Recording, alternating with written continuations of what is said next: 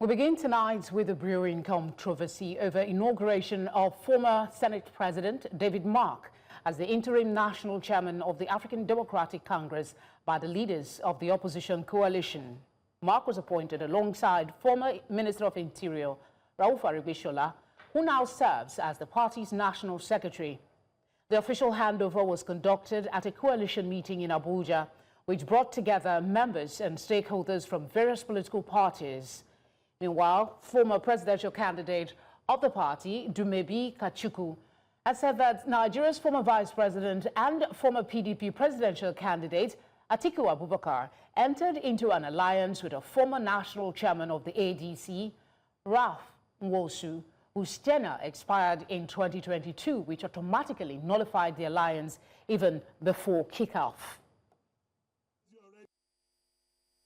We all decided to resign so that he can pedal this canoe and get us to the villa. The endorsement that we got, and which we're today going to give to distinguished Senator David Mark as interim national chairman of ADC, also with the same mandate, the approval of Governor Rauf Aregbesola as national secretary. Let history record that when our democracy faltered, we rose not in fear, but in faith. Let it be known today across Nigeria and beyond, the opposition is united. The platform is ADC. The time is now. The mission is clear. Rescue Nigeria, rebuild Nigeria, return power to the people.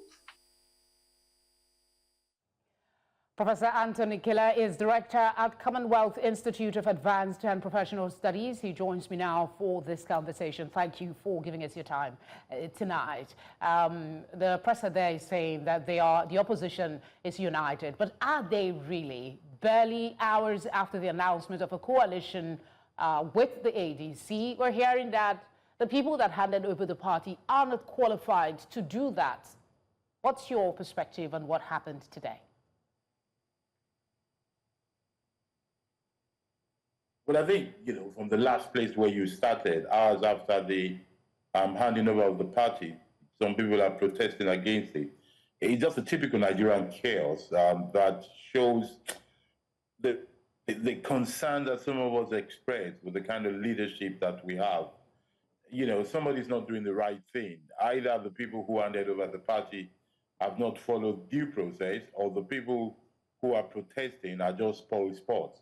Whichever way, it shows lack of character and lack of commitment to ideas and indeed deficiency in planning. But it must be said, this is a general malaise, as we've seen across all parties. I go in alphabetical order. The APC, I just gotten rid of his national chairman in mysterious circumstances. But after that, you have the NNP, they're having their own problem. Labour is having their own problem. It just tells you that, as a people, at least, the leaders that represent us as a people are not as straightforward and rigorous and committed and consistent as they ought to be. That is the last part of the story.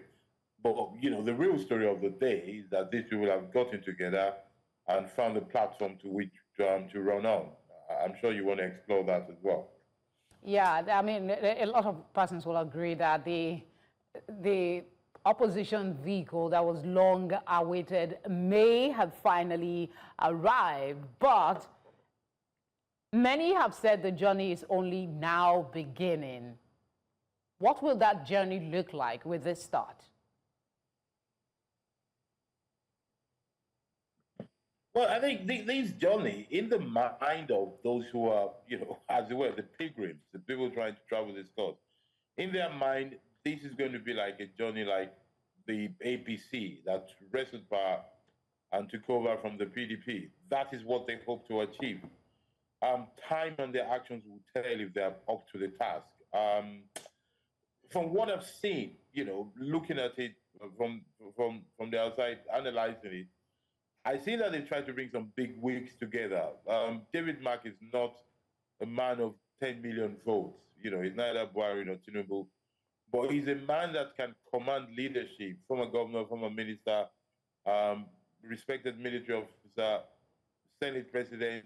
I see him as somebody who can, you know, call leadership into order. And when he says chairman, I suspect he's going to be a real chairman, not the kind of chairman that any governor or state party leader can walk over. So they're the building state. But they need to show that they're a true alternative to what is there in terms of their ability to come forward with programs, ideas, and galvanize people to truly believe them.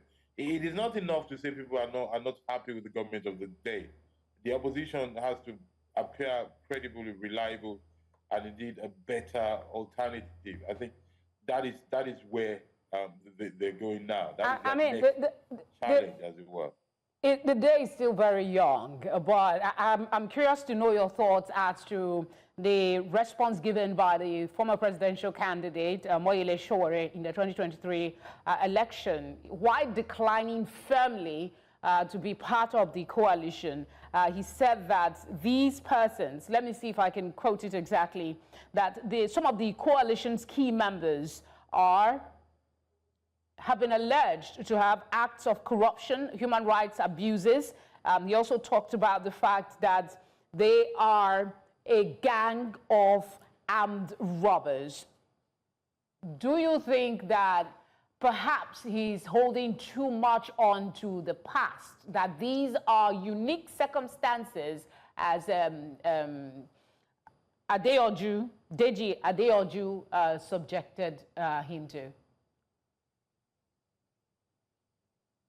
Well, I do not believe in unique circumstances. I think people should be judged by their history, and you know, there should be consequence for whatever you do in public space. I think we need to have a historical memory so that we do not fall trap of the things that has happened before, or you know, fall victim of avoidable things. We should know who people were in the past and to see what they stand for in the future. But the problem we have here is that you know we're dealing with you know, a group of people. There's a leadership problem where it is difficult to find somebody who's totally with a clean past, that has nothing that they need to stand in judgment for. You know, left and right, you look at it, that is the way. I do not think Mr. Sowore is a man of coalition. And, you know, in a way, credit to him because he stands on his own side and he's not the kind of person that will work with other people, as if not with this set of leadership. I do not think he has been able to work with others as well. But, you know, there's space for everybody. I don't think we should brush off what he says to say, well, he's clinging on to the past. The past affects the present and the future. So it's legitimate to look at everybody's past. The problem is, if we look at everybody's past, you'll be surprised what you're going to see, you know, in most people's past. So I guess we have to do with what we have. And I speak like an old, practical, almost cynical man now. All right, Prof, thank you very much, as always, for speaking with us. We appreciate your time.